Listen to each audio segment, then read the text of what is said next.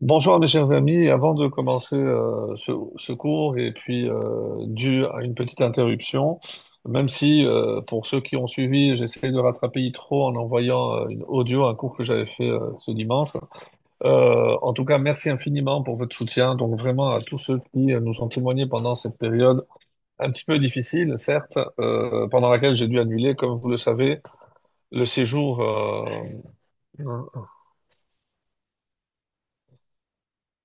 Le séjour à Paris et évidemment donc on a dû annuler aussi deux cours d'affilée.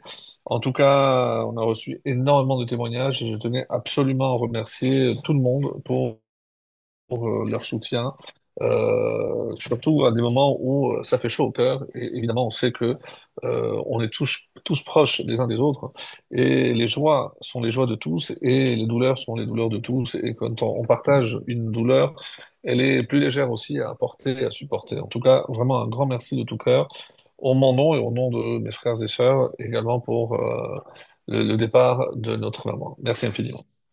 Alors, donc on arrive à la sixième paracha du livre de Shemot, le deuxième livre, la paracha de Mishpatim. Alors, c'est une paracha extrêmement riche, donc elle contient pas moins de 60 commandements.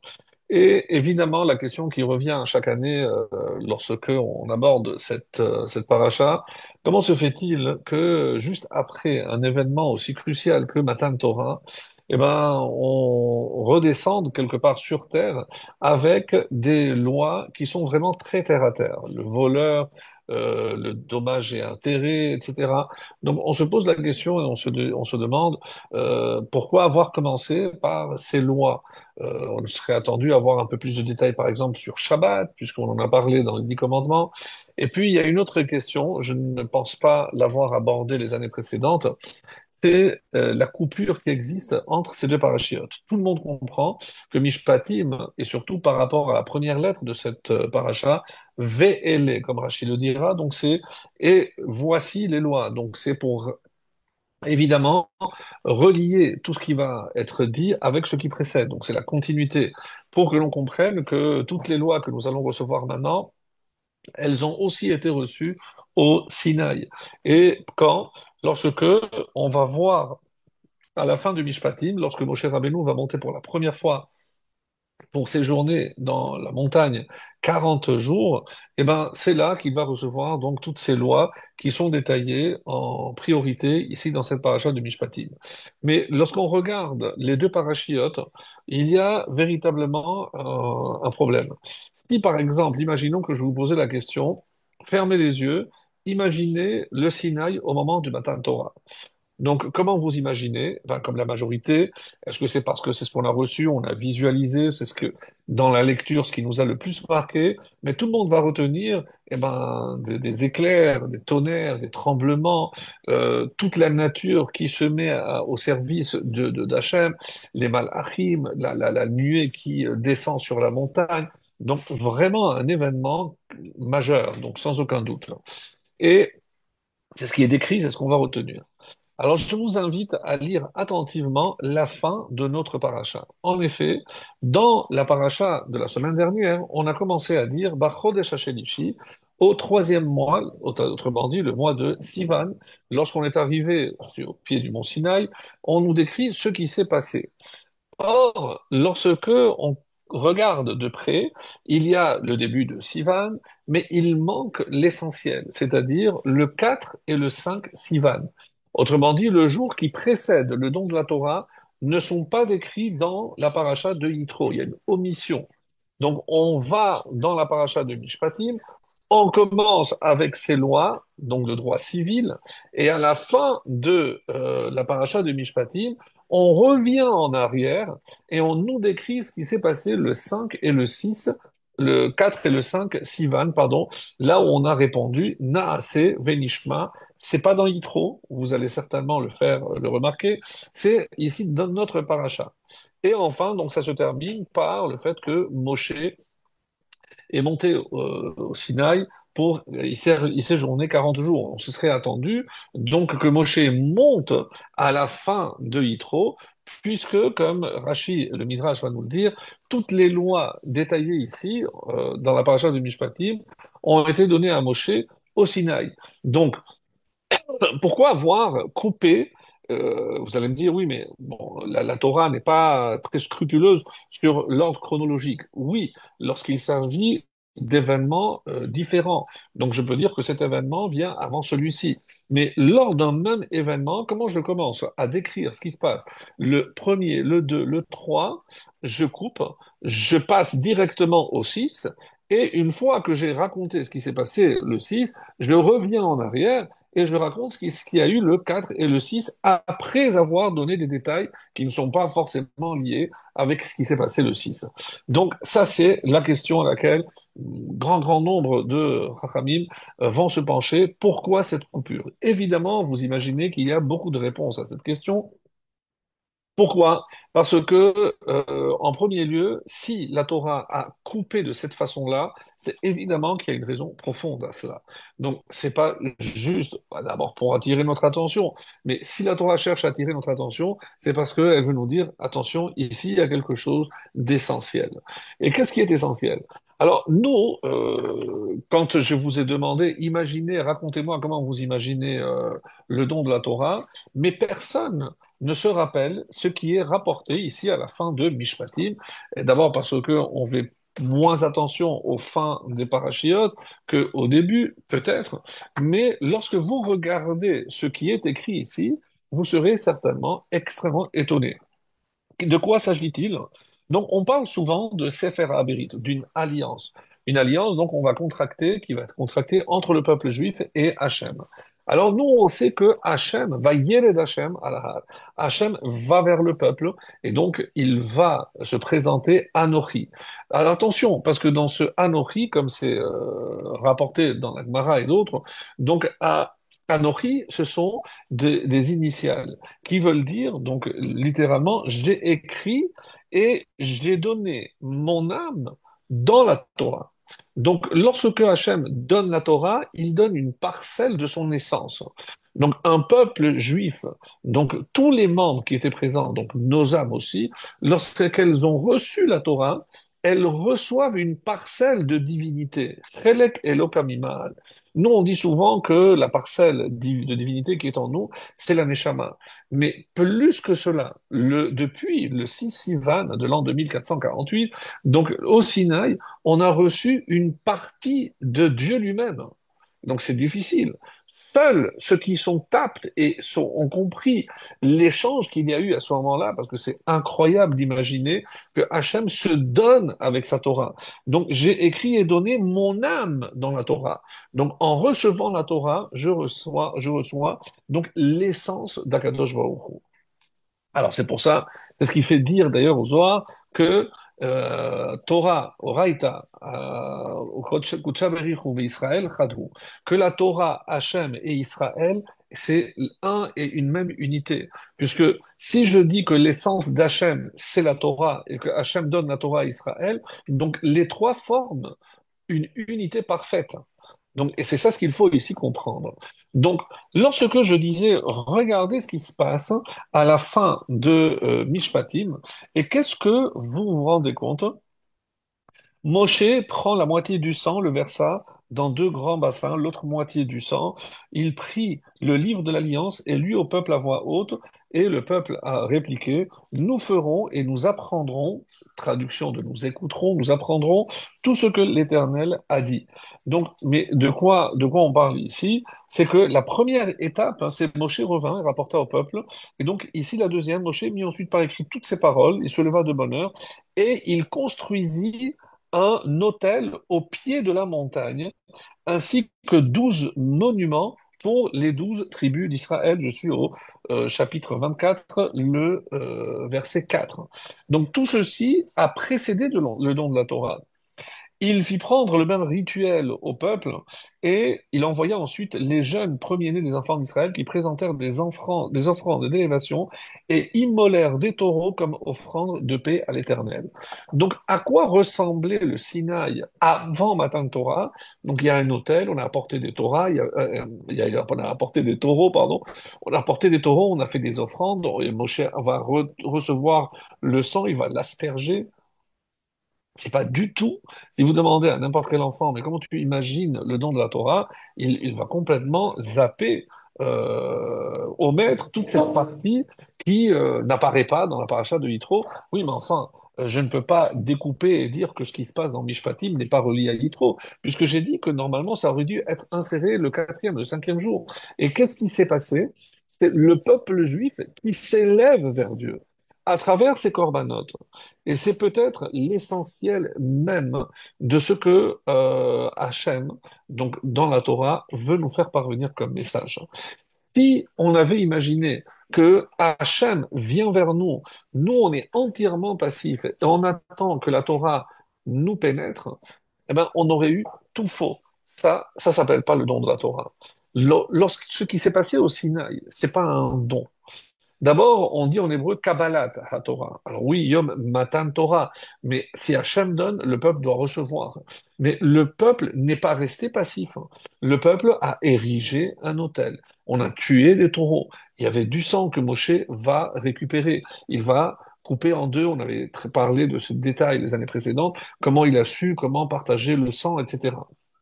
Autrement dit, il s'agit de quelque chose, d'un acte concret que le peuple est en train de réaliser avant même que Dieu se manifeste pour donner la Torah.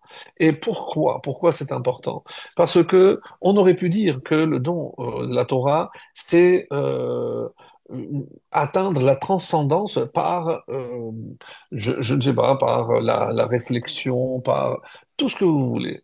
Euh, non, ça n'a rien à voir. Et pour nous faire prendre conscience de cela, dès qu'on va essayer de voir les lois qui sont détaillées dans Mishpatim, avant de revenir en arrière, mais c'était pour nous dire simplement, mais ne croyez pas que la vie, que à partir de maintenant où je vais vous donner la Torah, c'est une vie spirituelle. Non. Par quoi va se traduire cette spiritualité? C'est dans le quotidien, dans la relation à l'autre. Et c'est pour ça que la majorité de toutes ces lois qui sont décrites dans la paracha du Mishpatim, qui relèvent du droit civil, donc parlent surtout de comment gérer une société avec tous les défis que la société va connaître par rapport à malhonnêteté, alors des tromperies, des escroqueries, des voleurs, etc., etc. Donc, on a ici un engagement pour nous faire comprendre que la Torah, c'est pas pour qu'on s'élève et on aille sur la montagne vivre, on va dire, un idéal au-delà et au-dessus de la terre. Pas du tout. Donc, toute la paracha de Mishpatim vient pour plaquer l'homme sur terre en disant, la Torah n'a pas été donnée aux malachim, elle a été donnée aux hommes, pour que les hommes y appliquent. Donc, où ils doivent appliquer? Ici-bas, dans ce monde. Et ne me dites pas, oui, mais la Torah, c'est quelque chose d'extrêmement élevé, c'est la spiritualité. Ben, avant, je vous invite à lire attentivement toutes les lois qui apparaissent dans Mishpatim. Vous verrez si quelqu'un est dans le besoin, dans quelles conditions je peux prêter, dans quelles conditions, comment je dois traiter une orpheline, un orphelin, une veuve, etc. Donc, c'est le quotidien. La Torah ne parle pas de spiritualité en haut de la montagne. Non, mes amis. La Torah a été donnée pour l'appliquer ici-bas, sur terre. On dit souvent que qu'est-ce que c'est la Torah? C'est l'union du monde d'en haut avec le monde d'en bas. Alors c'est vrai qu'on a l'expression ici que Dieu est descendu. Mais à quel moment on voit que l'homme, lui aussi, va vers Dieu? Parce que si on parle d'une alliance, eh ben dans une alliance, les deux doivent faire un pas un vers l'autre. Et oui. Et donc, quand je lis la fin de la paracha de Mishpatim, je reste éberlué parce que ce qui est relaté à la fin de Mishpatim, c'est exactement tout ce travail que les hommes ont fait pour, oui, s'élever vers Akadosh Baruch Hu, à travers les corbanotes, à travers ces sacrifices qu'ils sont en train de faire, d'offrir à Kadosh Baruch Hu, avant même de recevoir la Torah. Parce que c'est une façon de remercier, de faire un pas vers Hachem. Donc n'est pas passif pour recevoir la Torah, mes amis. Et ça, je pense que c'est un message extraordinaire. Et si la Torah a voulu couper comme cela, c'est parce que, attention, ne pensez pas que pour Hachem, ce qui est le plus important, c'est ce que vous allez faire le Shabbat, hein. C'est combien de temps vous allez consacrer à l'étude, à la réflexion, à la méditation. Pas du tout. C'est comment vous allez vous comporter les uns avec les autres. Quand je sais que, par exemple, le Roche, il a dit, pour Hachem, il est évident qu'il est plus important les mitzvot ben Adam lachavero, les relations entre des hommes, que ben Adam lamakom. Et la preuve, c'est que lorsque je regarde le nombre de lettres dans la deuxième table et la première table, ben, la première table a presque 5 fois plus. Il y a 500 et quelques, alors qu'il y a à peine 87 dans la deuxième table. Alors comment c'est possible? Alors les Chachamim nous ont dit, rappelez-vous, c'est que la taille des lettres dans la deuxième pierre est plus grande. Et pourquoi? Parce que pour montrer que pour Hachem, c'est le plus important. Il y a une image très forte, c'est que et on apprend ça de l'aigle, par exemple. Pourquoi l'aigle met les petits sur ses ailes? Parce qu'il se dit, si jamais on m'attaque, je préfère moi passer et sauver mes enfants. Et ben, pour reprendre cette image en quelque sorte, si on dit, si Hachem nous disait, eh ben, si vous devez transgresser des lois me concernant ou concernant mes prochains, eh ben, je préfère que vous transgressiez mes lois. Pourquoi? Parce que entre moi et mes enfants, c'est mes enfants d'abord. Et les enfants, c'est les hommes, c'est les êtres humains. Donc, quelque part, Hachem dit, je préfère que il y ait cette union entre vous, que vous puissiez, vous, appliquer toutes les lois ben Adam Lachavero. Et c'est la raison essentielle pour laquelle, dans cette paracha de Mishpatim, on va mettre l'accent exclusivement dans toutes les lois qui régissent ma relation à autrui. Pour que je comprenne, attention, parce il y a un danger d'imaginer que ce qui s'est passé au Sinaï traduit une élévation spirituelle qui va me déconnecter entièrement de ce qui se passe ici-bas sur Terre. Non, on ne devient pas des malachim, on n'est pas des anges, on ne va pas désormais habiter dans des nuages. Comme d'ailleurs ce fameux Midrash qui nous dit que Moshe, quand il devait monter, il ne savait pas comment monter. Et il y a un très très beau Midrash qui nous dit qu'il y a un nuage, il s'est ouvert, il a compris qu'il fallait rentrer, et avec ce nuage, il a été transporté vers les hauteurs. Là-bas, il a eu affaire avec des anges très récalcitrants qui lui ont rendu la vie difficile, à tel point qu'il a voulu faire marche arrière pour vous montrer que le sacrifice que Moshe a fait, et jusqu'à la fin, puisque même à la fin, Hachem lui a dit, vas-y, réponds, j'ai peur qu'avec leur haleine, ils me brûlent. Non, tiens mon trône et là tu pourras répondre. Donc Moshe, ça n'a pas été facile de récupérer la Torah là-haut pour nous la ramener. Mais encore une fois, mais le but, c'est pas de faire le même voyage que lui, aller dans le ciel et appliquer la Torah là-bas. Elle était là-bas, la Torah. Il nous l'a fait descendre ici pour qu'on l'applique ici. Hachem, it ava dira patartonim. Hachem, il veut que cette spiritualité, elle réside ici-bas. Et les seuls qui sont capables de prouver qu'il y a une spiritualité ici en bas, c'est nous, le peuple juif. Malheureusement, on voit la barbarie qui nous entoure et rester comme nous le sommes, avec des principes tellement ancrés en nous, des principes moraux qui nous ont coûté vraiment très cher, mais c'est ça le véritable défi. Et avoir la Torah, posséder la Torah, quand elle fait partie de notre ADN, c'est cela. C'est contre vents et marées, c'est garder cette moralité au-dessus de tout, même lorsque on a affaire à des barbares qui ne prônent que la mort et notre propre destruction. Qu'Hachem nous vienne en aide et qu'on ait surtout le mérite de savoir le bien qu'on a en nous, cet héritage exceptionnel, tous ces efforts que Moshe Rabbeinu a fait pour recevoir cette Torah et nous la transmettre et aujourd'hui, donc plus de 3000 ans après, on est encore, nous, en possession de ce trésor dont les Malachim ne voulaient pas se défaire et qui a coûté beaucoup, beaucoup d'efforts à notre maître Moshe Rabbeinu. Alors, une fois que je voulais d'abord mettre ça au plat pour que l'on comprenne que toutes ces lois de Mishpatim sont d'une importance extrême et en fonction du temps qui nous restera, il y a effectivement donc les lois qui régissent lorsque j'ai un terrain, qu'est-ce que je dois donner aux pauvres, etc. Mais il y a une loi qui apparemment n'a rien à voir avec la relation à autrui et une loi qui va revenir d'ailleurs 3 fois dans la Torah. Et je vous la présente parce que vous la connaissez. Et j'espère que Bezat Hachem, on aura le temps de faire le lien et de vous démontrer que même cette loi, quelque part, représente aussi ma relation à autrui. Alors, de quoi vous vous demandez de quoi il parle? Eh ben, dans le verset 19 au chapitre 23, il est dit Reshit bikure admatecha tavi bet Hashem Elokecha. Donc, le début des prémices. Donc, ici, c'est une fois que j'ai planté, j'ai les prémices, tu devras les apporter au temple pour les offrir donc à Hachem. L'otevachel gedi bachalev imo, et tu ne feras pas cuire le gedi dans le chevreau, dans chalev imo, dans le lait de sa mère. Alors, très étonnant, d'abord, quelle relation, pourquoi je parle ici des prémices, et je parle de faire cuire le chevreau avec le lait, dans le lait de sa mère, et dans Shemot, dans le chapitre 34, donc beaucoup plus loin, il y a aussi Reshit Bikure Admatecha Tavi Bet Hashem Elokecha, Lot Tevashel Gedi Bachalev,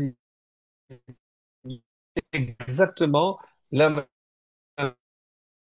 phrase. Donc, où on voit une réplique, c'est la même loi, et elle va paracha de Réé dans Devarim, le chapitre 14, verset 21, dépouille d'animal. La guerre Hachel Bisharech Hatitenen Bachala, le Tevachel Gedi Bachalevimo, et une troisième fois, tu ne feras pas cuire le chevreau dans le lait de sa mère. Donc, apparemment, pourquoi c'est lié aux prémices, d'une part, quel est le lien et pourquoi c'est dans la paracha de Mishpatim, des lois, droit civil, qu'est-ce que le mélange de lait et de viande vient faire là-dedans? Surtout que c'est une des lois les plus irrationnelles qui soient. Donc, le lait tout seul est cachère, la viande tout seul est cachère, mais le mélange, je ne peux pas, même pas cuire. C'est même pas pour manger, mais je ne peux pas cuire. C'est ce que la Torah il dit ici, tu ne feras pas cuire. Alors pourquoi on a choisi cuire si l'interdiction est aussi de manger? Alors précise-moi que je n'ai pas le droit de manger, mais même cuire, même pour ne pas le manger, c'est déjà aussi interdit. Donc qu'est-ce qui se cache derrière? On essaiera de voir ensemble les Hashem.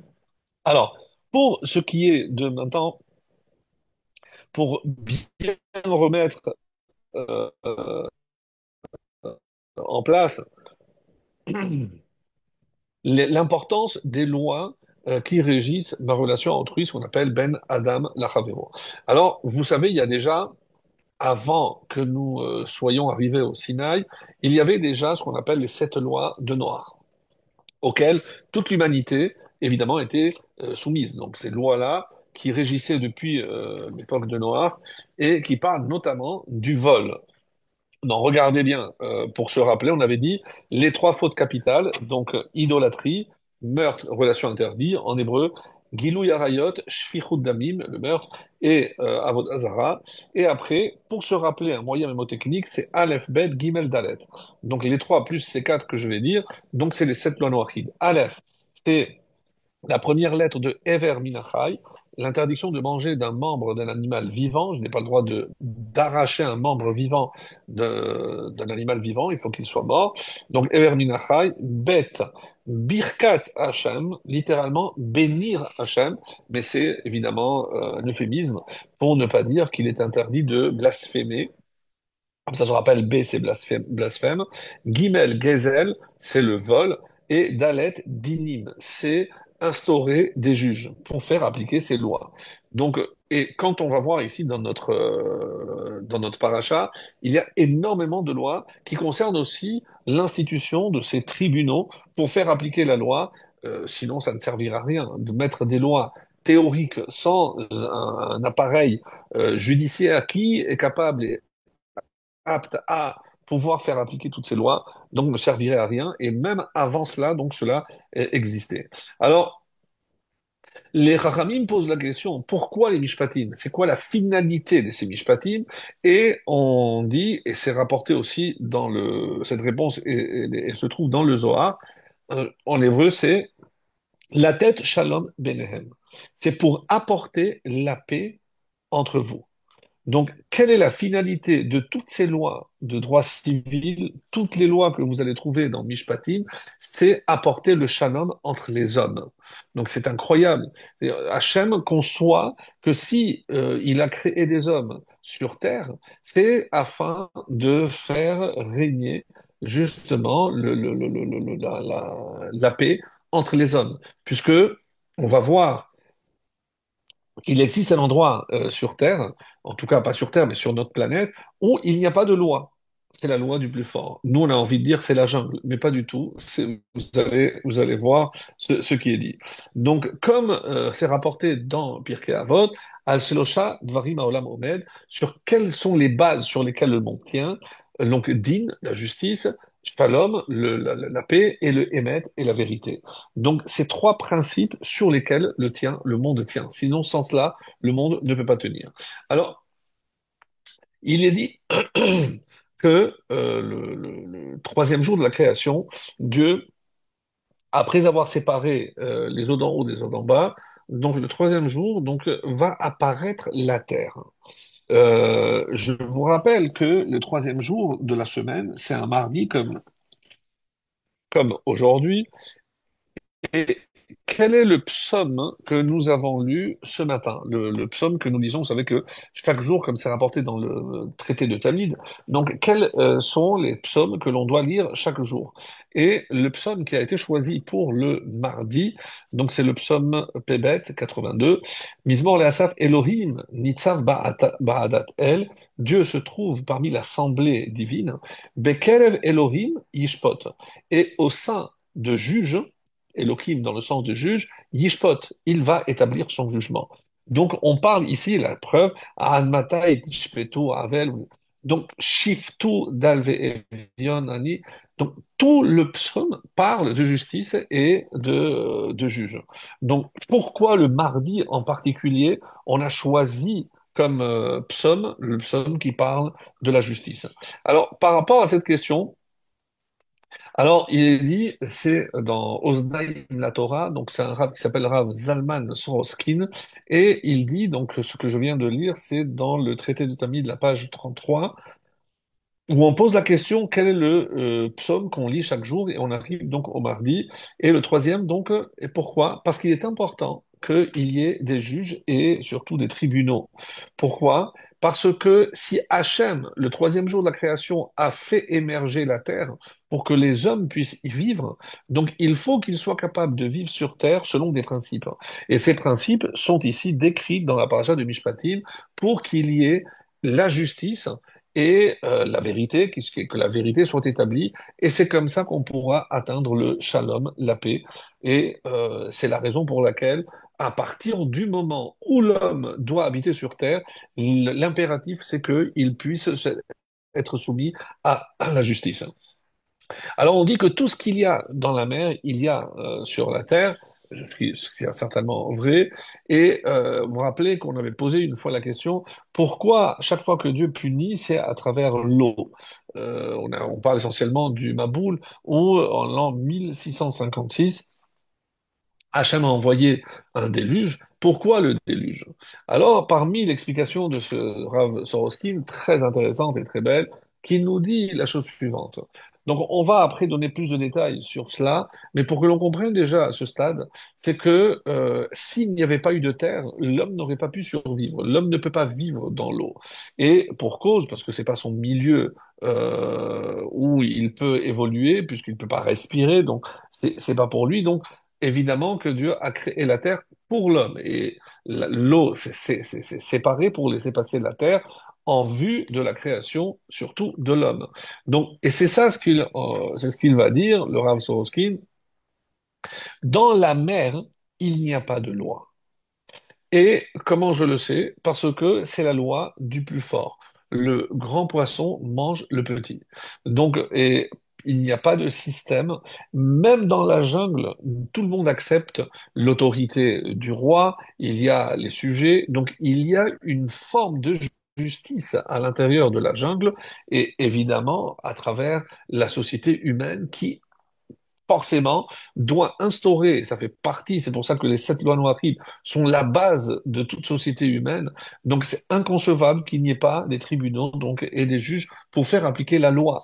Donc, et contrairement à l'eau. Alors maintenant qu'il y a du vol, qu'il n'y a pas de jugement, qu'il n'y a pas de justice, qu'est-ce qui se passe? Alors Hachem dit, mais alors pourquoi j'ai fait apparaître la terre? C'est pour que vous y viviez en paix.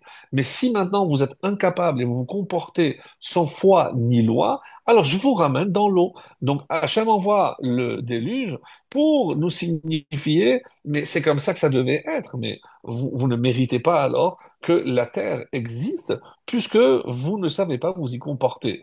Donc voir dans cette punition donc un message où on va rétrograder en quelque sorte.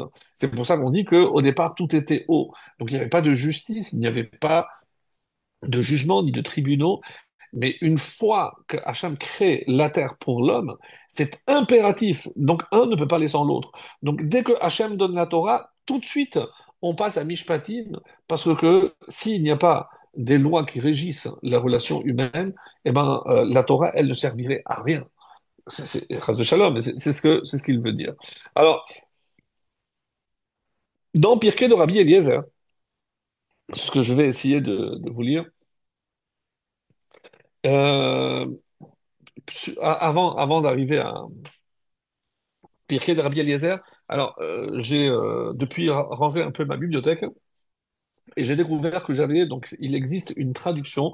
Alors Pirkei de Rabbi Eliezer, donc la version en hébreu avec un commentaire, existe aussi dans la collection Verdier, et ça s'appelle Chapitre de Rabbi Eliezer, donc vraiment un des plus anciens midrashim, magnifique, magnifiquement aussi traduit, avec des annotations très riches, et je vous invite donc à l'acquérir si vous ne l'avez pas. Le mieux évidemment c'est en hébreu, mais sinon vous pouvez le lire en français, c'est vraiment d'une richesse incroyable. Alors, on passe maintenant, et pourquoi on va parler de ça? Parce que c'est Pirkei de Rabbi Eliezer qui le fait. Donc au début, il passe jour de, vous pouvez le voir, hein. Donc il passe les jours de la création, et il arrive au 5e jour de la création, et il fit sortir des eaux une multitude d'oiseaux de toutes sortes, etc., etc.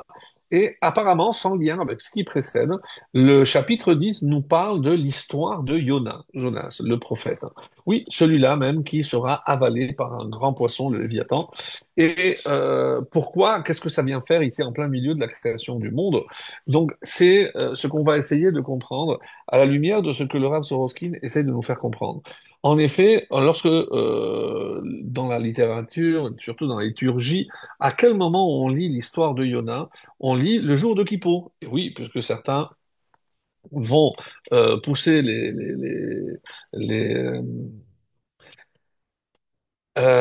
pour pouvoir acheter, pouvoir lire la Haftara l'après-midi donc de Kippour. Donc tout le monde sait que c'est l'après-midi de Kippour qu'on va lire la Haftara de Yona. Alors c'est lié à la Teshuvah, tout ce que vous connaissez déjà bien sûr.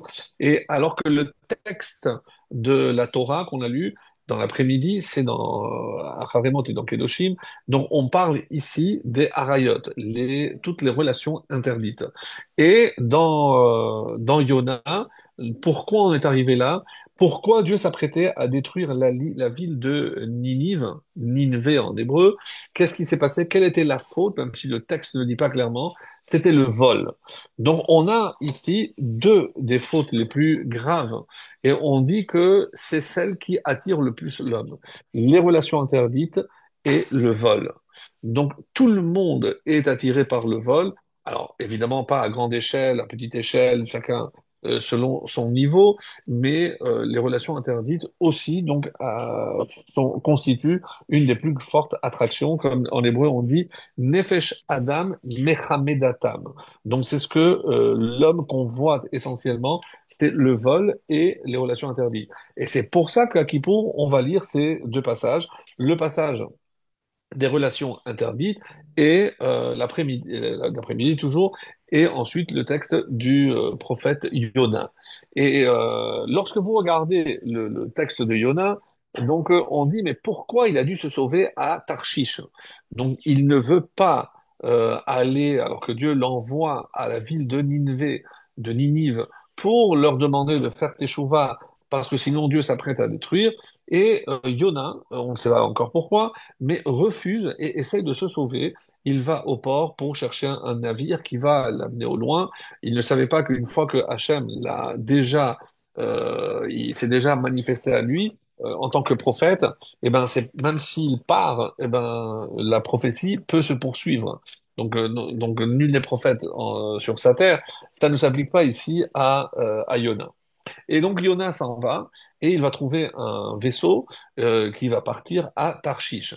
Et on dit pourquoi Tarshish et pourquoi Tarshish apparemment c'était et lorsqu'on regarde dans la paracha de Noach, donc surtout lorsque au moment où Nimrod a voulu ériger cette fameuse tour, il a amené tout le monde, tous les habitants autour de cette contrée pour ériger cette tour pour défier Dieu, comme on le sait, il y a une exception. Il y a quelqu'un qui n'a pas été, alors que ses enfants, la majorité, oui, ont suivi Nimrod, mais il s'agit de Achour. Achour, donc, s'est sauvé et on dit il a quitté le reste de l'humanité et il a fondé la ville de Tarshish.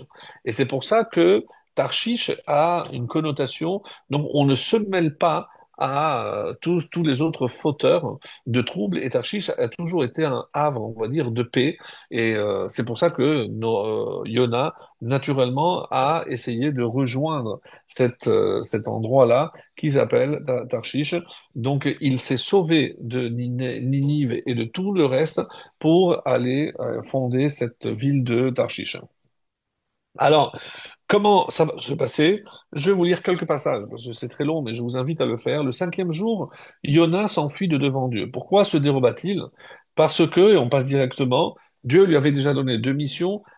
Celle d'aller sauver Ninive, c'est la troisième. La troisième fois, il l'a envoyé à Ninive pour l'anéantir. Et Jonas raisonna en son fort intérieur, il se dit, je sais que ce peuple de Ninive s'apprête à se repentir. Et dès qu'il le fera, le Saint béni soit-il, dirigera son courroux vers Israël. Pourquoi? Qu'Israël m'appelle faux prophète ne suffit-il pas? Faut-il que les peuples du monde en fassent autant? Voilà pourquoi je me retire vers un lieu où sa gloire est ignorée.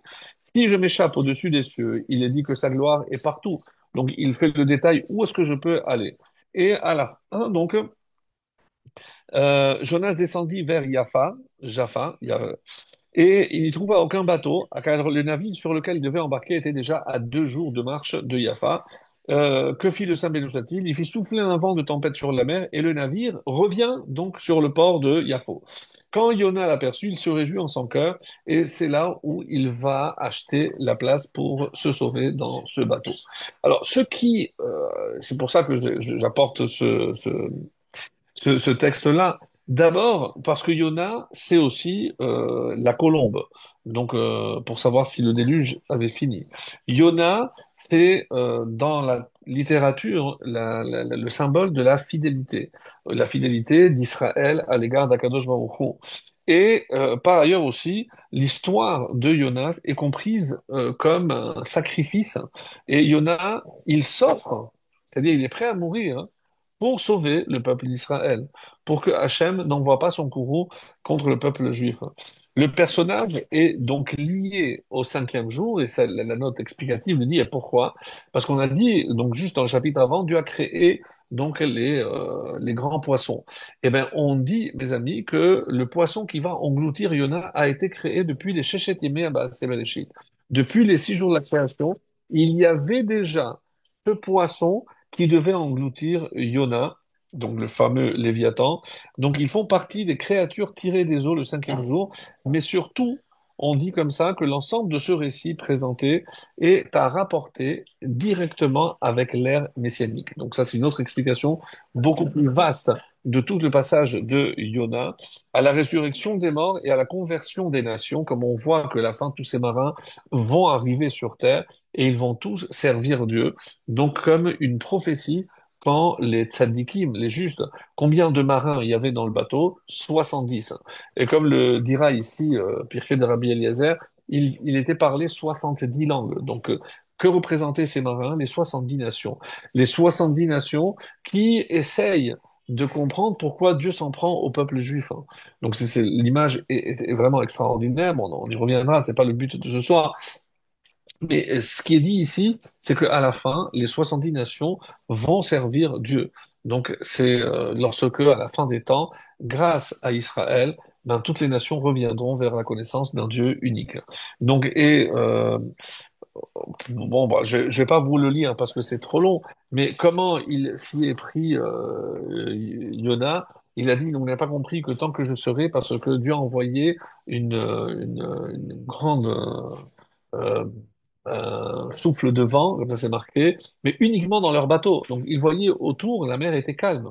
Donc il n'y avait que chez eux où la mer était tumultueuse et ils ont failli évidemment se noyer. Donc il a dit non, on n'a pas compris, il faut me jeter. Ils n'osaient pas faire du mal. Donc ils l'ont posé dès qu'il rentrait dans l'eau, l'eau se calmait. Il le remontait, et ben ça reprenait. Donc pour montrer que c'était sa faute, il a dit, n'ayez de crainte, lancez-moi. Et à ce moment-là, ils ont vu un poisson, ils l'ont jeté, et ce poisson va le consommer. Alors, on va l'avaler.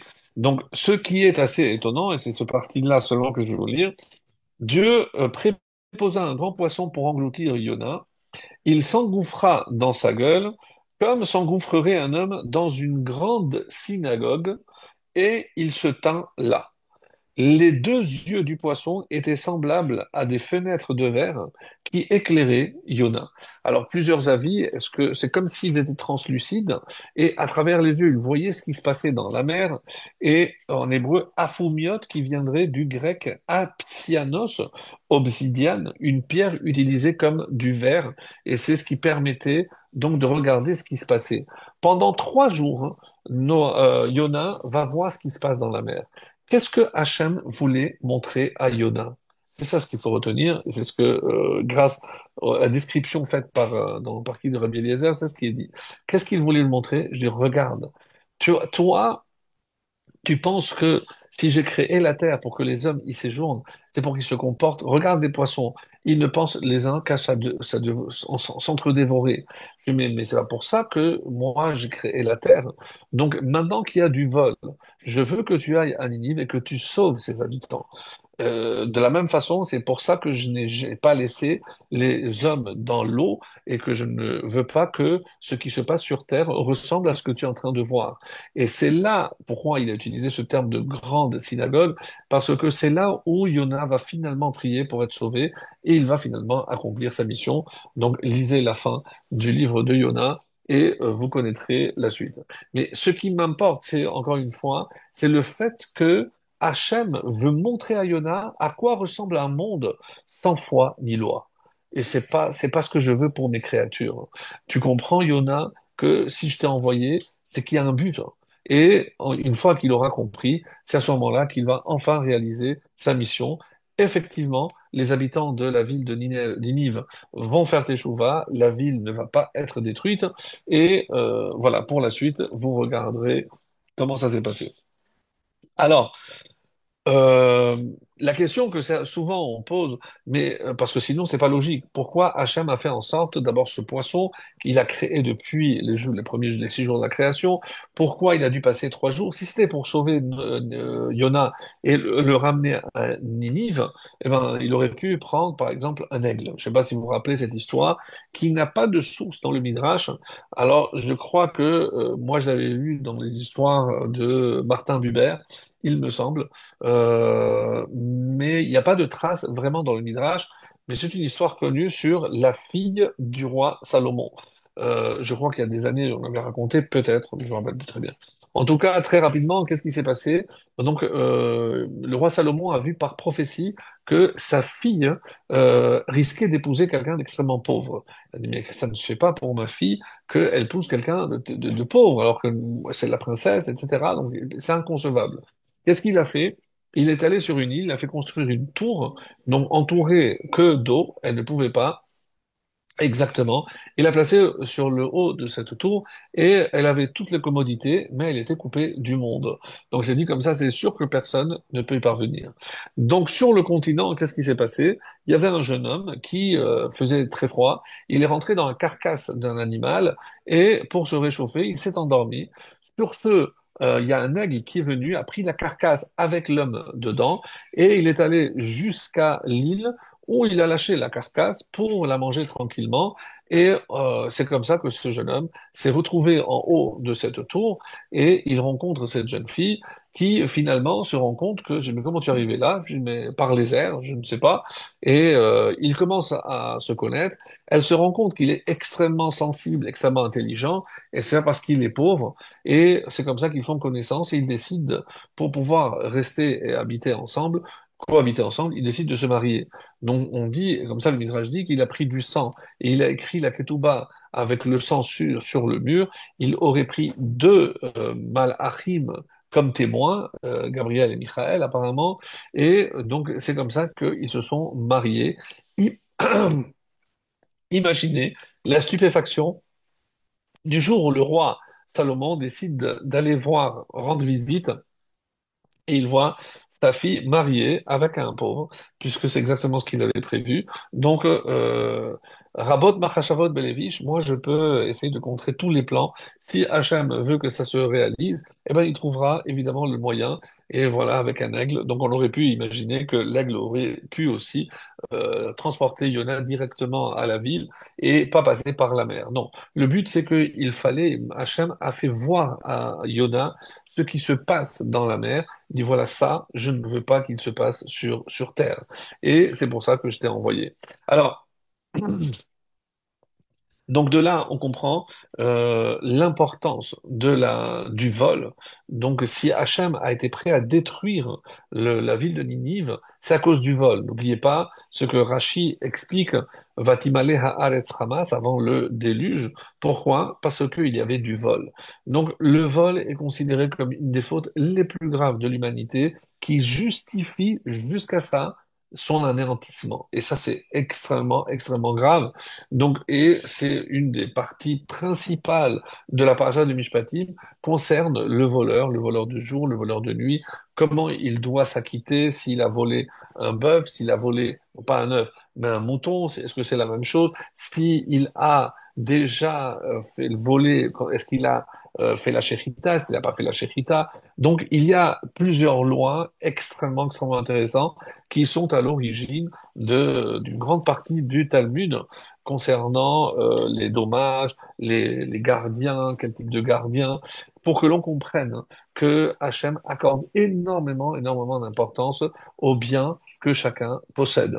Et on doit nous aussi accorder beaucoup d'importance à nos biens et les acquérir de manière honnête, en sachant, je ne sais pas si vous vous rappelez cet enseignement, j'en profite toujours pour le dire, que une des explications d'après des maîtres de la chassidoute, comment expliquer que des fois les parents sont vraiment dans la pratique des commandements, dans la transmission de valeurs de Torah, et que malgré tous les efforts, il y a certains enfants qui tournent mal. Alors je ne suis pas en train de dire évidemment que c'est la raison essentielle pour laquelle on peut assister à des déviations auprès des enfants, non. Mais la chassidoute met l'accent sur, pardon, quelque chose d'extrêmement important et grave, c'est que si je pense, par exemple, les parents, évidemment respectueux des lois de pureté familiale, de Shabbat, tout ce qu'il faut, mais la Torah qui accorde tellement d'importance au vol et la manière malhonnête d'acquérir cet argent, eh ben, sachez que si les parents acquièrent de l'argent de manière malhonnête, eh ben, cet argent qui a une sorte d'impureté, eh ben, s'ils acquièrent de la nourriture avec cet argent, eh ben, cette impureté passe à travers la nourriture chez les enfants et les enfants peuvent être malheureusement influencés vers le mal. Oui, ouvrez grand les oreilles, mes amis, parce que c'est extrêmement, extrêmement grave. On connaît plein d'histoires de gens qui reviennent parce que ils n'avaient pas rendu, ils n'avaient payé des dettes, etc. Pour le vol, on entend des histoires incroyables. Une des plus belles que j'avais entendues, c'est une histoire du Baal Shem Tov qui est un jour allé rendre visite à un riche et il lui dit comment tu te débrouilles? Voilà, j'ai des animaux, je vends des fois je loue des animaux et ah oui, et qu'est-ce que tu as? Je lui dis ben j'ai un âne avec une force incroyable. Il a la force de cinq ânes normaux ou 5 chevaux et c'est celui qui me rapporte le plus parce que chaque fois que je le loue, je le loue 5 fois plus mais il fait un travail colossal. Ah, très bien. Et dis-moi, est-ce que des gens ont des dettes? Je dis oui. Et comment tu fais? Je dis ben, j'ai une caisse avec les gens qui me doivent et voilà. Je dis mais tu pardonnes? Ben, quand ils sont morts, par exemple. Je dis ben, alors pourquoi tu gardes les notes? Je dis bon, de temps en temps, je regarde. Je dis ah, celui-là, il est parti. Il me devait tant, il me devait tant. Tu peux me montrer ta boîte? Je dis oui, bien sûr. Pourquoi faire? Ben, comme toi, tu les vois, moi aussi j'aimerais bien voir, etc. Et le Baal Shem Tov commence à regarder, il tire une note, il lui dit, cet homme, tu te rappelles? Je fais, ah oui, oui, mais il est mort il y a 5 ans. Je dis, ben alors, ça te dérange si je déchire cette dette? Je dis, non, bien sûr. Il déchire, dès qu'il déchire, le servant, un des serviteurs de cet homme riche vient lui dire, écoutez, l'âne, il était là, il était bien, subitement, il est mort. Alors le riche se retourne vers le Baal Shem Tov, je dis, vous allez m'expliquer? Je dis, oui. Cette dette, c'est cet homme-là. Cet homme est revenu dans votre âne pour vous rembourser. Pourquoi il vous rapportait? Parce qu'au bout de 5 ans, avec ce qu'il vous a permis de gagner, eh ben, il vous a remboursé sa dette. Et comme je le savais, il était temps de le libérer. Donc, en déchirant sa dette, eh ben, son âme a quitté cet âne et il a pu remonter dans le ciel. L'histoire du Baal Shem Tov, très très connue. C'est-à-dire, mes amis, on peut, oui, revenir pour payer des dettes. Si on ne les a pas, on ne sait pas acquitter. Donc c'est extrêmement, extrêmement grave. Donc, si encore une fois, la proximité de la paracha du Mishpatim avec le don de la Torah doit déjà nous laisser suggérer la gravité et l'importance que la Torah accorde à toutes ces relations entre nous, puisque c'est pour que le shalom, c'est le début, c'est le Zohar qui le dit, c'est pour ramener le shalom entre les hommes, donc pas pour qu'on se dispute. Donc, quand il y a un différend, alors les chachamim, les juges, doivent établir le émet. Et c'est pour cela qu'il y a un magnifique enseignement, je ne me rappelle plus si les années précédentes on en avait parlé, c'est le Baal Halevush qui donne cet enseignement. Quand Hachem, une fois qu'il a laissé la terre, il a dit Taché Haaretz déchet, que la terre laisse passer. Alors déchet, c'est de l'herbe, mais en hébreu, nous on dit Rasavim. Par exemple, Venatati Esev, donc dans le schéma. Donc, c'est l'herbe. Déchet, c'est un terme générique. Donc, tout ce qui est, par exemple, la faune, par exemple, on aurait pu entendre plutôt de traduction de déchets comme la faune. Vient le Baal Lévouche et nous dit, mais c'est quoi cette faune? De quoi on parle ici? De déchets. Déchets, c'est les initiales de Din, c'est le Dalet, Shin, c'est le Shalom, et le Aleph, puisque déchet s'écrit avec Aleph à la fin, c'est le Emet. Ça vous dit quelque chose? Les trois piliers sur lesquels le monde repose, la justice, la vérité et la paix. Din, shalom, emet. Eh ben, vatotzi haares vetachares deshe. C'est-à-dire maintenant que j'ai établi la terre, alors c'est pas pour l'herbe, c'est pour que l'homme habite en paix selon des principes de vérité et surtout de justice.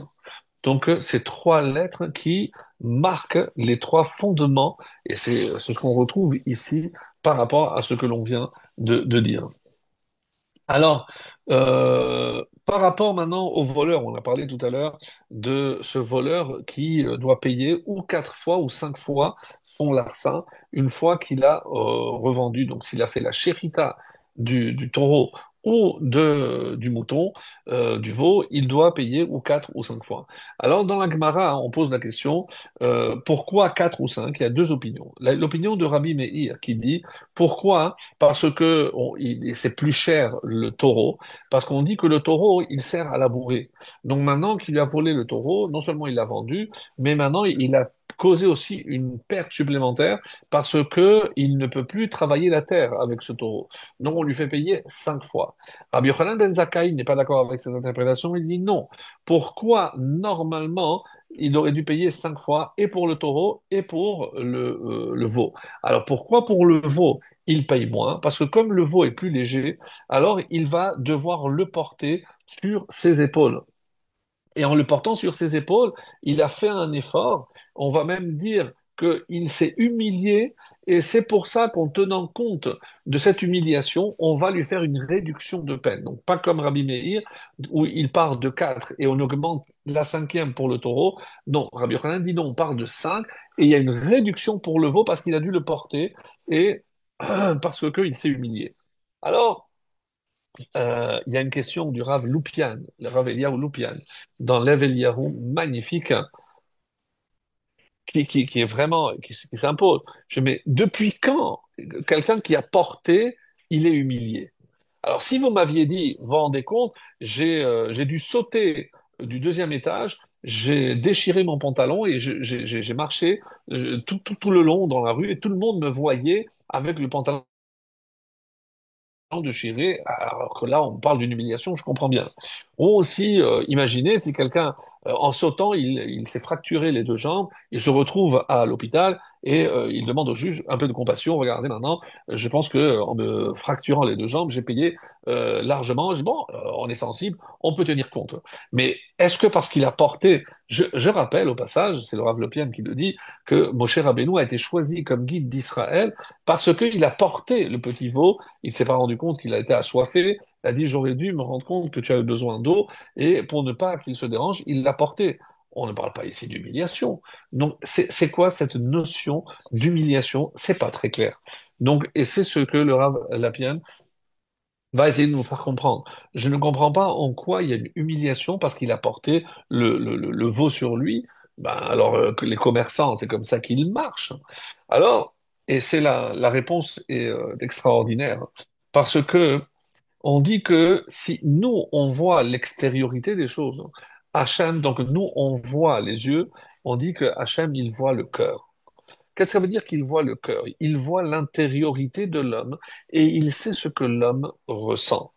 Donc, quelqu'un qui se dit, maintenant que j'ai volé ce veau, maintenant, il faut que j'aille pour le faire sacrifier et il faudra que j'aille dire, mais où tu l'as eu? Je dois mentir. Non, mais c'est ma grande-tante qui est morte et qui me l'a laissé en héritage. Donc, je risque d'être coincé à chaque fois et je suis pas à l'aise. J'ai un malaise, pour ne pas parler de mal-être, hein.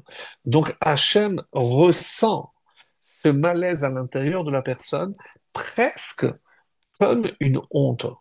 Il a honte de ce qu'il a fait. J'ai pas dit que c'est pour cela qu'il le regrette, mais il ressent au fond de lui une honte que pour pouvoir nourrir sa famille, par exemple, il va devoir passer par ce stade-là. Alors on peut se dire, mais on vient de dire que le vol est très grave. Oui, mais bon, imaginons comme quelqu'un qui a volé et n'a pas la possibilité de restituer, alors il s'offre, lui, pour travailler pour un seigneur, et c'est comme ça qu'il va rembourser sa dette. Donc, mais on voit bien qu'il n'y a pas de limite pour s'acquitter de sa dette dans ce monde, pour ne pas être obligé et contraint de revenir dans un animal, comme l'histoire du Baal Shem Tov. Donc, le voleur qui doit mentir, qui doit se sentir un peu souillé, il va sentir que il est regardé, donc, c'est pas simplement parce qu'il l'a porté.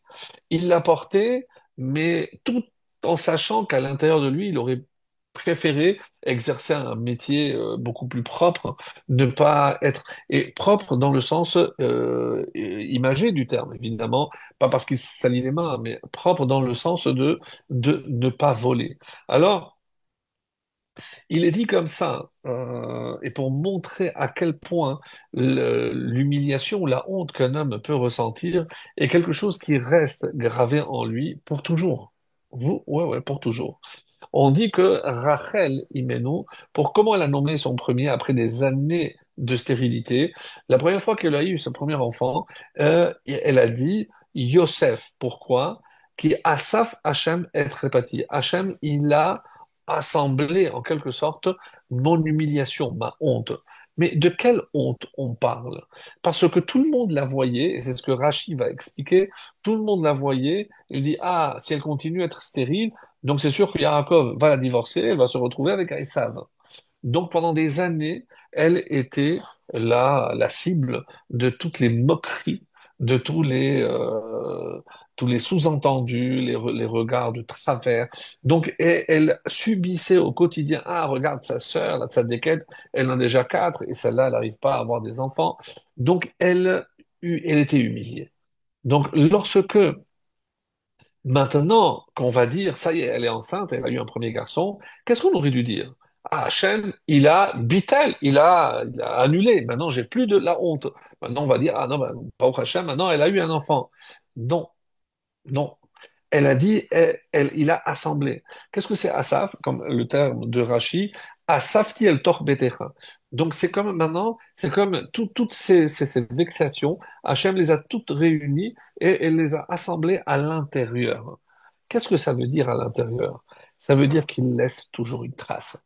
C'est qu'une humiliation que quelqu'un subit, et ça, c'est un autre thème aussi à développer, parce que quand j'ai humilié quelqu'un, même si je demande pardon, même si maintenant on a fait la paix, mais l'humiliation que j'ai subie, elle ne s'efface jamais. Même après 120 ans, elle reste à l'intérieur. À ça, Facham et Trelpati, maintenant peut-être que les moqueries ont cessé à l'extérieur, mais la honte que moi j'ai subie pendant toutes ces années, il n'y a que moi qui les connais et elle reste à l'intérieur. Et donc c'est ça le pétard, la blessure, elle, elle a peut-être cicatrisé, mais il y a toujours une trace et elle reste à l'intérieur. Et c'est ça ce que ici le Rav Loupien dit, comme l'exemple qui est donné aussi par le Rav Shmulevitch, qui va reprendre un petit peu cette notion-là. Et il a dit, vous vous rappelez, avec Korah, il y a 250 hommes, les Lévi'im, qui ont voulu aussi offrir la Kétorette. Une fois qu'ils sont morts, tous les encensoirs sont restés là-bas intacts. Et Moshe demande à El-Hazar à Cohen d'aller ramasser. Alors, on demande pourquoi pas à Aaron, puisque Aaron, c'est lui qui est passé pour faire cesser cette épidémie. Il a dit non, parce que Aaron, il était touché directement. Donc, si c'était Aaron, donc quelque part, les gens allaient dire, ah, maintenant, Aaron, il se venge de ceux qui ont voulu contester sa place. Donc, pour ne pas humilier, même une fois qu'ils sont morts, Hachem a préféré envoyer El-Hazar, et moi je parle bien de Moshe, et pas Aaron. Une autre histoire très connue dans le traité de Brachot, à la page 28, que tout le monde connaît, puisqu'il y a une allusion qui est faite dans la Haggadah. On dit qu'un jour, un élève est allé voir Rabbi Yoshua, il lui a dit, est-ce que l'office de Harvit est une obligation ou c'est facultatif? Il lui a dit, c'est facultatif. Après, il est allé voir Rabban Gamliel et il lui a dit, est-ce que c'est, il lui a dit, c'est obligatoire. Il a dit, ah, Rabbi Yoshua, il a dit que c'était facultatif. Alors, ah bon, appelle-le-moi. Donc, et il l'a convoqué, on dit, on va aller. Et il a laissé Rabbi Yoshua debout pour l'humilier parce qu'il avait osé contredire. Donc, qu'est-ce que tu as dit pour Arvid? Il lui a dit non, il a compris, il a dit c'est obligatoire. Il a dit mais apparemment tu as dit que c'était facultatif. Les Haramim ont mal vu l'attitude de Rabban Gamliel et il a été destitué. Il a été destitué. Alors vous allez me dire, ben alors si je destitue Rabban Gamliel, qui aurait dû être nommé? Rabbi Yoshua. Non, on a nommé un jeune, Rabbi Elazar ben Azaria, qui avait 18 ans et qui n'avait pas la barbe blanche, et comme le rapporté dans la Haggadah, et pendant la nuit, il y a eu les poils blancs qui ont poussé. Bon, après, il a demandé pardon, il a récupéré sa place, Rabban Gamliel.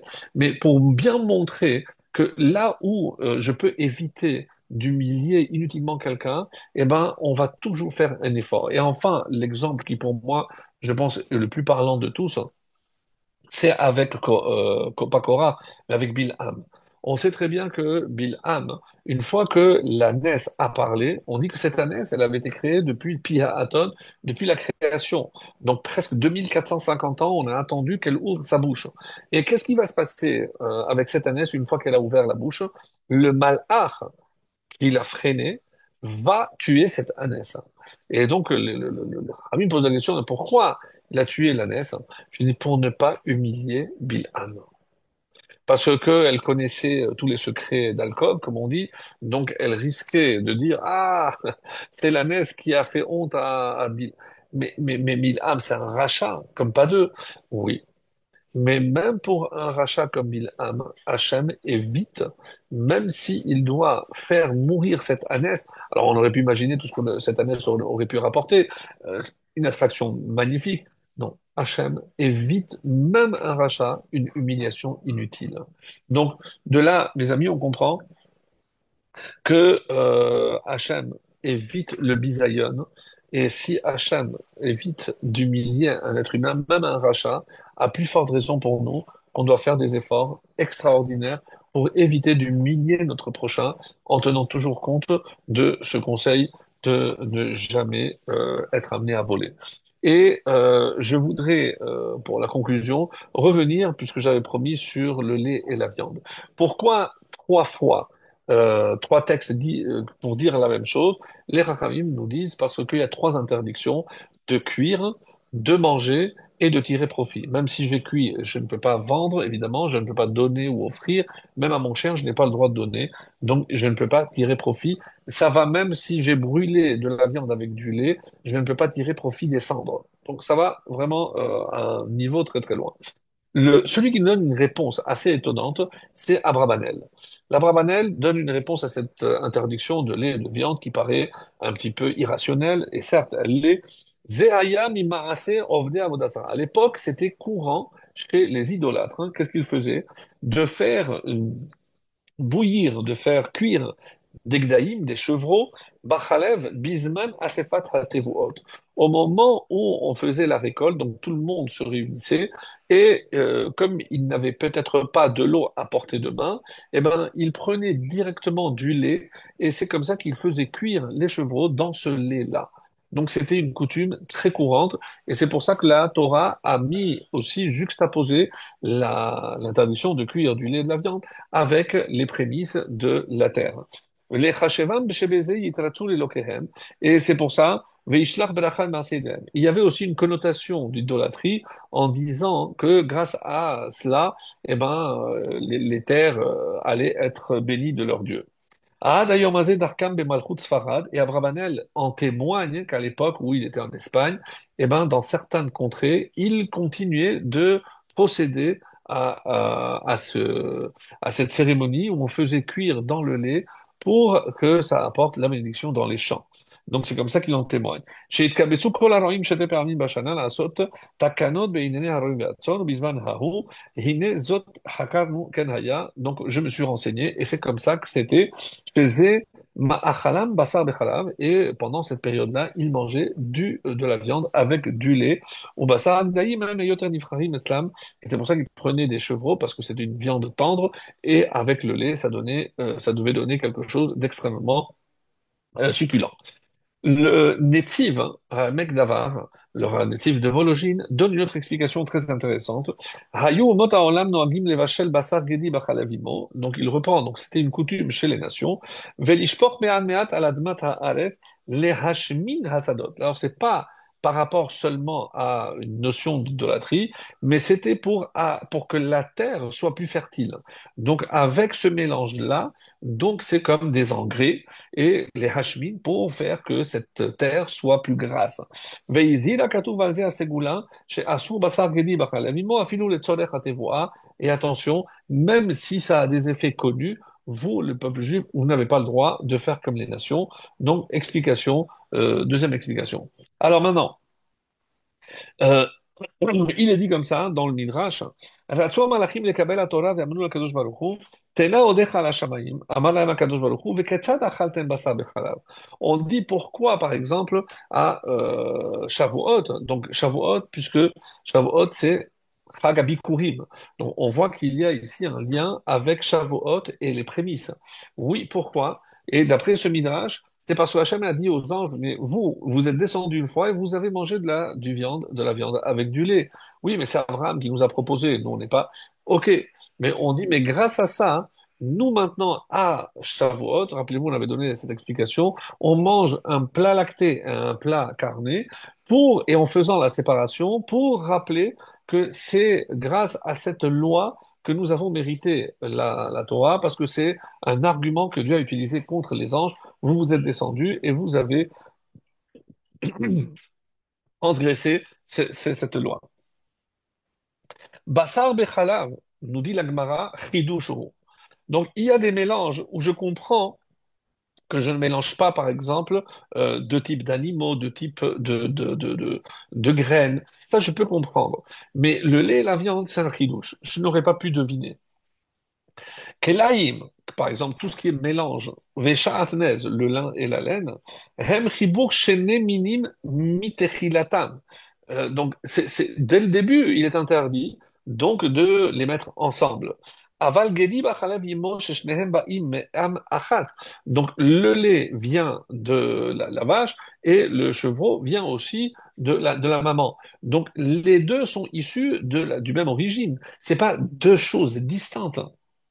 Et pourtant, donc, et c'est pour ça qu'il y a tellement, tellement de lois concernant l'interdiction du lait et de la viande.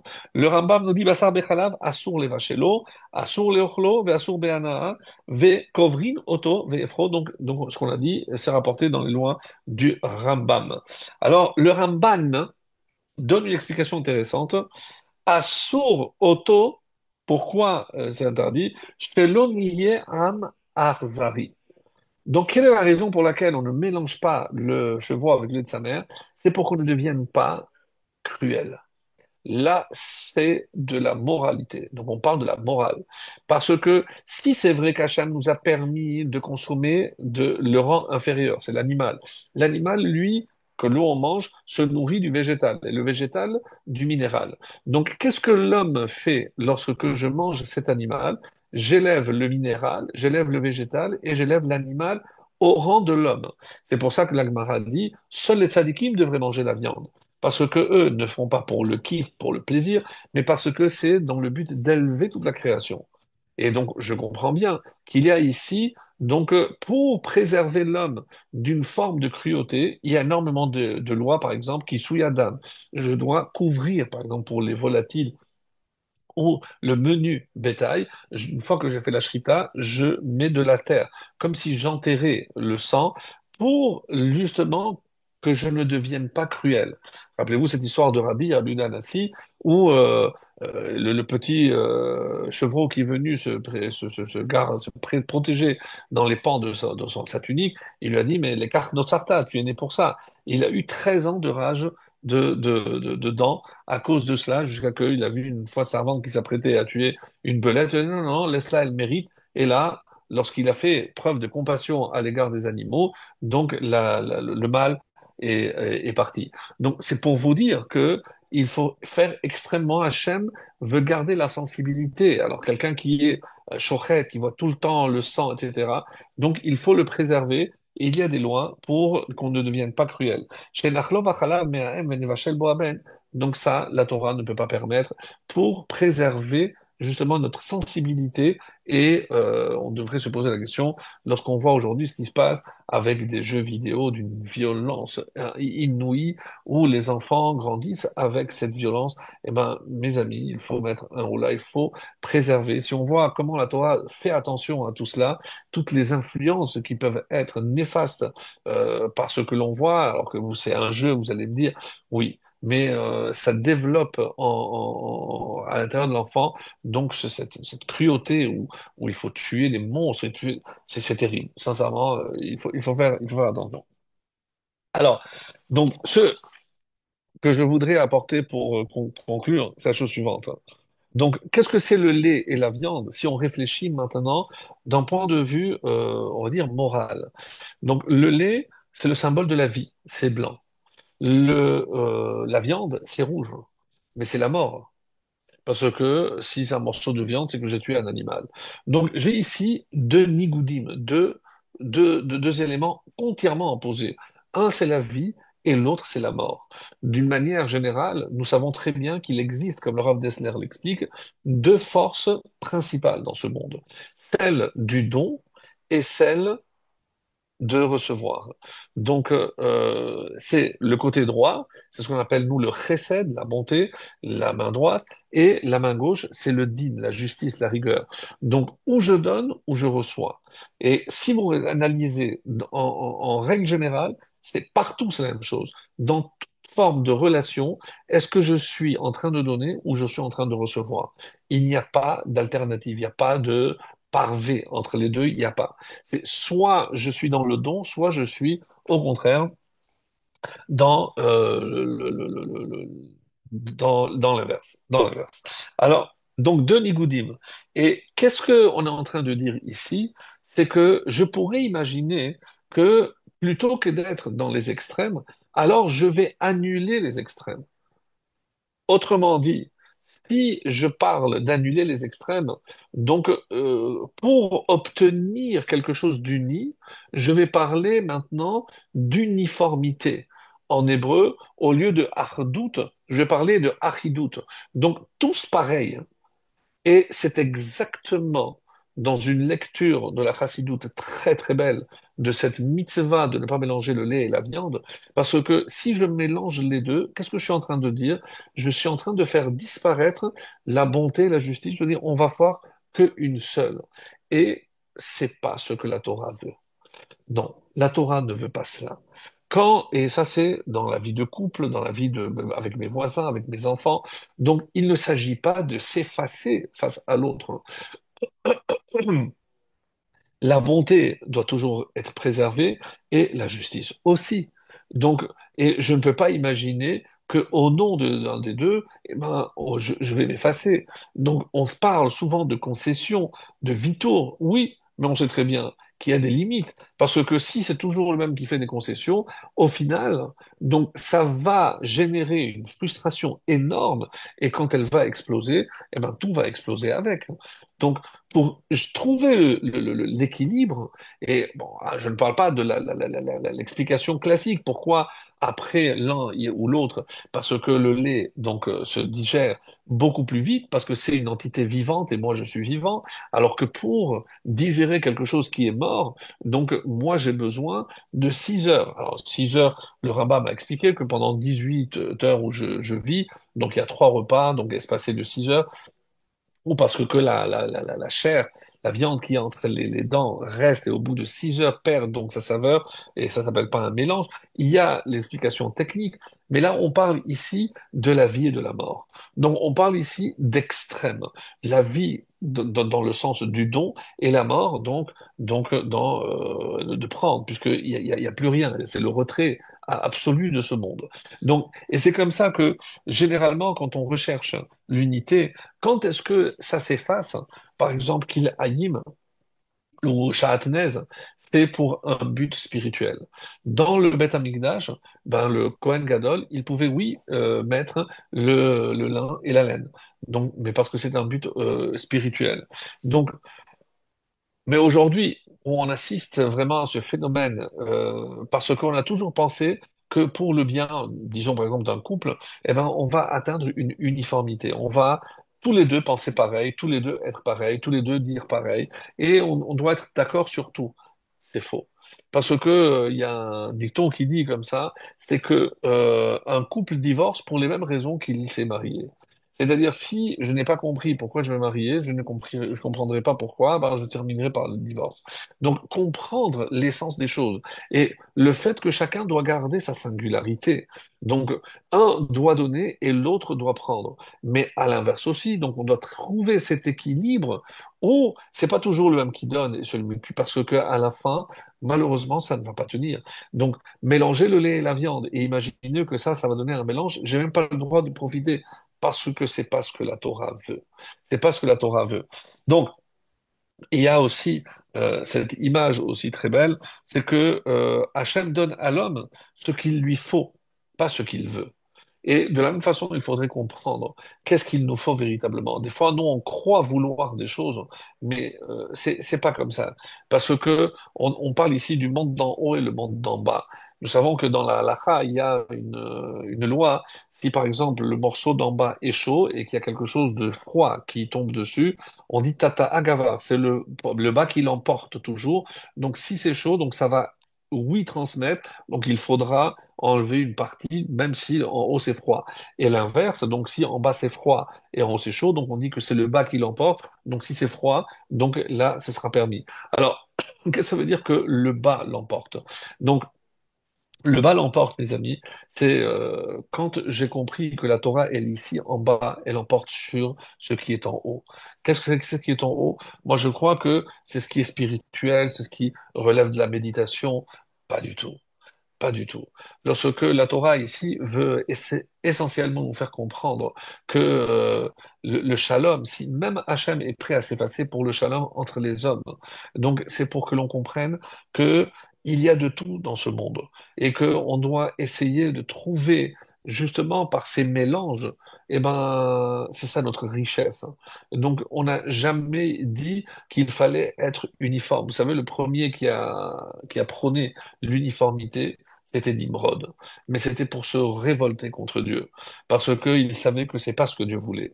Et il faut peut-être lire dans cette loi de lait et de viande quelque chose qui dépasse et qui finalement, oui, a un lien étroit avec la relation entre autrui. Je imaginez que tout s'efface, ça veut dire que je vais engloutir l'autre, et donc comme si l'autre cessait de disparaître.